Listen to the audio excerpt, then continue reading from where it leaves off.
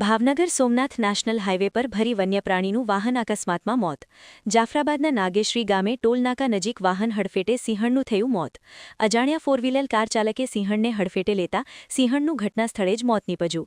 સિંહણના મૃતદેહને Babarkot animal care centre ખાતે ખસેડાયું. વાહન ચાલક અકસ્માત સર્જી ફરાર થયો. સિંહણના મોતને લઈ વન વિભાગની ટીમ ઘટના સ્થળે પહોંચી. એક મહિનામાં નેશનલ હાઇવે વન્યપ્રાણી અકસ્માતની બની ત્રીજી ઘટના. વન વિભાગની કામગીરી સામે સવાલો ઉઠ્યા. હાલ વન વિભાગે અજાણ્યા વાહન ચાલકની શોધખોળ હાથ ધરી. મારું નામ પ્રતાપભાઈ વરુ. અત્યારે આ એક મહિનામાં ત્રીજી ઘટના બની છે. પહેલાં હેમાળ નજીક સિંહણનું વાહન અકસ્માતે મૃત્યુ પામી છે.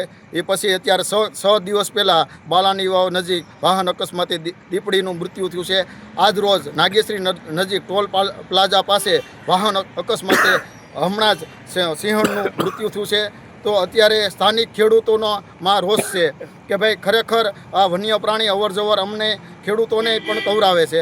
તો છતાં અત્યારે વન વિભાગ દ્વારા તાત્કાલિક થોડોક સ્ટાફ વધારવામાં આવે અને અત્યારે આ જે હાઈવે નેશનલ હાઈવે જે છે એ બની છે એમાં અત્યારે 100ની સ્પીડમાં જ વાહન ચાલકો જતા હોય છે.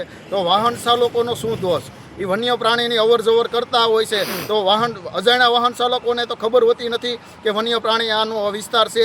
તો વાહન ચાલકોને ભોગ બનવો પડે છે.